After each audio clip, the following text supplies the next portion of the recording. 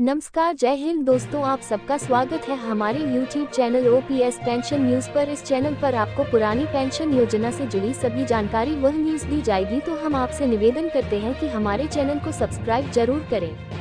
Old pension scheme, कर्मचारियों के लिए ऐसे मिलेगी पुरानी पेंशन। वित्त मंत्री का ऐलान, पेंशन बहाली राजस्व वापसी पर सभी लेटेस्ट अपडेट। पूरे देश में पुरानी पेंशन बहाली को लेकर एक नई बहस चली हुई है। सरकारी कर्मचारी संगठन केंद्र पर लगातार पुरानी पेंशन योजना लागू करने का दबाव बना रहे हैं। वित्त मंत्रालय की कमेटी 15 जुलाई को JCM के साथ मीटिंग कर चुकी है। इस चर्चा में सरकार की तरफ से रिपोर्ट रखी गई थी, उन पर कर्मचारी संगठन सहमत नहीं दिखाई पड़े, जिसका मुख्य कारण सरकार केवल NPS सुधार करना चाहती है, पुरानी पेंशन बहाल नहीं करना चाहती है। जबकि कर्मचारी संगठन पुरानी पेंशन की ही मांग कर रहे हैं, क्योंकि गर्मियों को केवल गारंटी ग्रेड पेंशन सिस्टम ही चाहिए।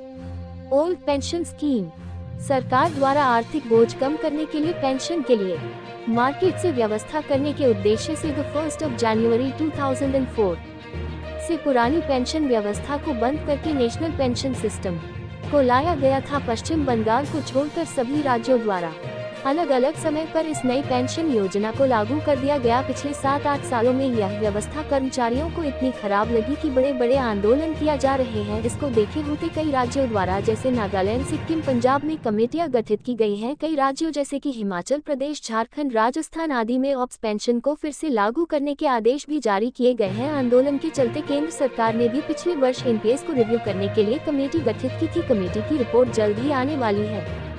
NPS और ऑप्स स्कीम में क्या है अंतर?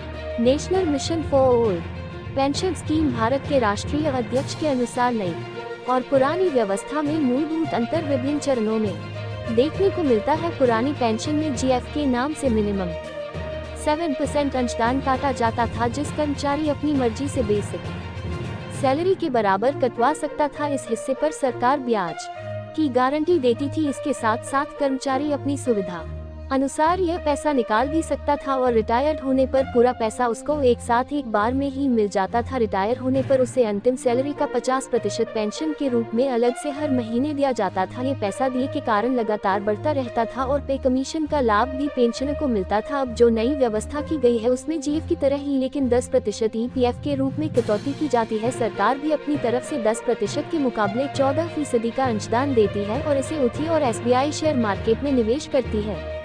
कर्मचारियों के लिए NPS व्यवस्था अभिशाप, इस पैसे पर मिलने वाले ब्याज की कोई भी गारंटी नहीं दी गई है। रिटायर होने पर जितना भी कॉर्पस इकट्ठा हो पाता है उसका 60% फंड के रूप में कर्मचारियों को दे दिया जाता है। 40% फंड उसकी पेंशन के लिए एन्युटी के रूप में लगाना होता है। अब मुख्य समस्या यह है कि जिन कर्मचारियों की रिक्वायरमेंट 29 से 30 साल बाद होगी तो उन्हें ठीक ठाक पेंशन मिल जाएगी, लेकिन जिनकी रिटायरमेंट 15 से 20 साल की नौकरी में ही होने जा रहा है उनके लिए NPS व्यवस्था अभिशाप से कम नहीं है। इसका मुख्य कारण इतनी नौकरी में कॉर्पस बहुत कम बनेगा, जिसके कारण 40% पर ही पेंशन तो और भी कम बनेगी, जिस कारण से खासकर राज्यों के लोगों को 2000 से 3000 रुपए की ही पेंशन प्राप्त हो रही है। विरोध का मुख्य कारण ये भी है, पुरानी पेंशन व्यवस्था में एक गारंटी मिलती थी कि किसी भी पेंशन 9000 रुपए से कम नहीं होगी। कम बनने पर उसको 9000 रुपए पेंशन के साथ दा भी दिया जाता था, जिससे पुरानी pension old age social income security की गारंटी देती थी।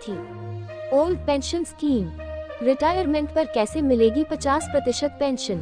सरकार कर्मचारियों की पुरानी पेंशन को देखते हुए रिटायरमेंट पर 50% पेंशन का विचार कर रही है और इसके लिए कर्मचारियों को रिटायरमेंट के बाद 50% पेंशन कैसे दी जाए। हालांकि यह काम मुश्किल नहीं है। NPS में देखते हैं कि सरकार हर महीने 14% अतिरिक्त सैलरी का अंशदान देती है। अगर 30 वर्षों की नौकरी के दरमियान यह अंशदान लगभग 11% रिटर्न के आधार पर इतना हो जाता है कि उसे ही ऑप्स के बराबर पेंशन मिल सकती है। अगर सरकार अपने स्थान से ऑप्स के बराबर पेंशन देने की व्यवस्था कर दे तो ये कॉर्पस उसके पास ही वापस आ जाएगा, जबकि NPS में दोनों अंशदान आखिर में कर्मचारी और उसके परिवार को चले जाते हैं। इस तरह हम पाएंगे कि पैसा सरकार किसी भी कर्मचारी की पेंशन के लिए पूरी नौकरी के दरमियान कंट्रीब्यूट करती है, वह रिटायरमेंट पर सरकार को ही एकमुश्त पैसा वापस मिल सकता है।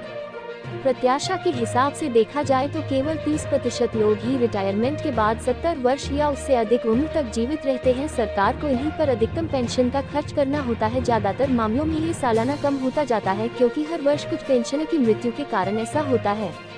ओल्ड पेंशन स्कीम, सरकार को प्रत्येक साल 1 लाख करोड़ रुपए तक वापसी। एक्सपर्ट के अनुसार केंद्र सरकार में नौकरी करने वाले कर्मचारियों के मामले में रिटायरमेंट लगभग 30 वर्ष की नौकरी के बाद ही होता है, इसलिए